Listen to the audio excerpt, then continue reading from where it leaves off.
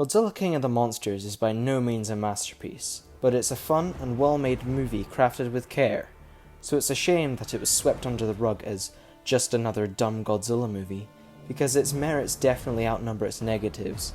So let's go through this film and talk about it.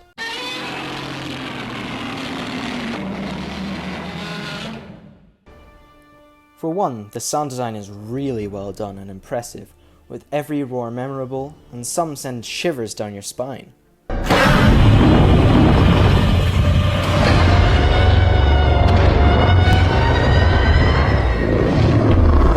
Sound design is often ignored in films, but I believe it can either make or break a film, and the sound design in this movie is great, though it's not without its drawbacks. It's very nice that they used the Japanese roars for Godzilla, but some just don't fit with the new design. Now don't get me wrong, some definitely do fit, and I like how they mix the roars together, but sometimes it's distracting, but overall it's done well enough to talk about for this long. Overall, sound design gets a 7 out of 10 from me.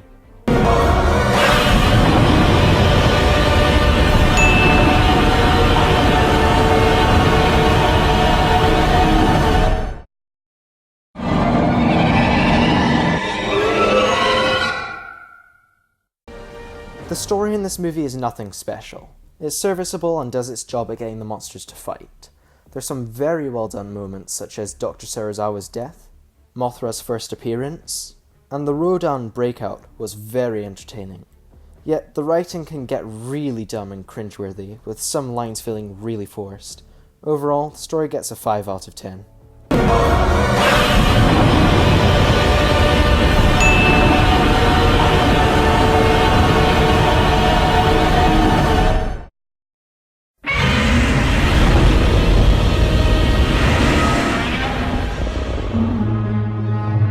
I do have to give the movie credit. The characters are good. Not amazing, but good and well written. This section includes monsters, by the way. The main human cast is engaging, and gives characters you can easily get attached to. Mark is a very generic character, but he's easily likable and certainly contributes to the story. Even Madison, the kid who I thought I would despise, was really well done, with Millie Bobby Brown doing yet another incredible job at acting. Even the monsters are good characters, my favourite of which has to either be King Ghidorah or Godzilla. King Ghidorah is an utter badass in this film. He's a terrifying alien who just wants to wipe out humanity because he hates all life with a passion. I'm being serious, he is such an overwhelming force, it's genuinely frightening to see him running towards the screen. Even his heads are their own characters. The middle head is obviously the brains, the right head, which seems to just be a bit of a psychopath, and his left head even gaining a name from the Godzilla fanbase, Kevin, who's constantly being berated and snapped at by the middle head for his stupidity and incompetence. On the subject of villains, Charles Dance does an excellent job at playing the leader of the eco-terrorist group.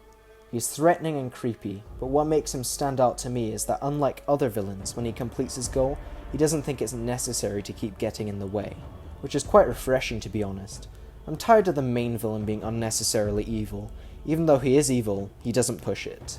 And I forgot to mention, I like Godzilla because he's just a badass radioactive lizard. That's a joke. Overall, characters get a 7 out of 10 from me.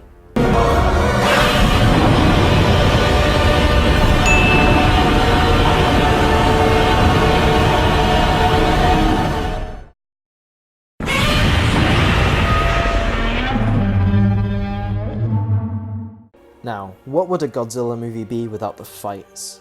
This movie has incredibly tense and epic action scenes, though it's not just your generic action.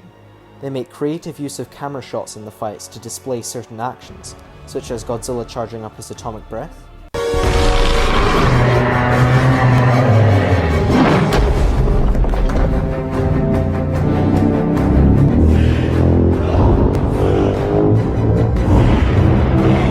and many others that I don't want to spoil. Seriously, watch it for yourself. The fights are exciting to watch, and use choreography that I haven't seen in a Godzilla movie before. Another thing they do with the fight scenes is show them from the humans' perspectives, which really shows the scale of the creatures and the spectacle of the action. But this also has its drawbacks, as the humans will be doing things within the fight scenes that will have the camera focus on them instead of the monsters, which can be irritating, but it's not too bad, and feels necessary for some scenes. So for action, it gets an 8 out of 10 for me. Amazing.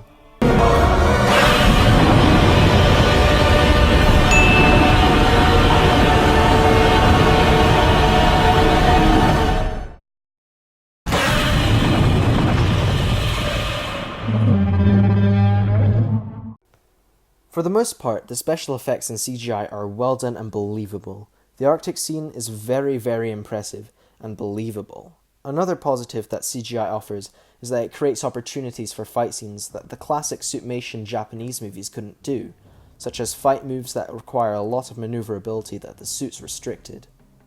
But in some shots, the CGI is very shoddy and looks unfinished. But still, the CGI is good, 7 out of 10.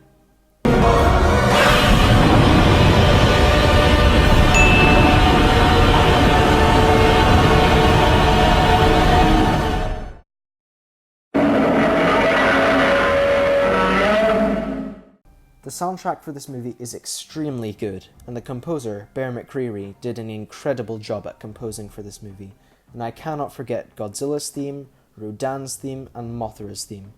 Though I'm not a big fan of the men shouting in the background of the songs, I have to admit it does fit with the movie's overall feel and theme. I listened to this soundtrack even before the movie came out on digital, and I loved hearing it in the cinema. Every time a song comes on before a fight, it hyped you up so much. I've actually been playing it in the background for this video. This soundtrack is great, 8 out of 10.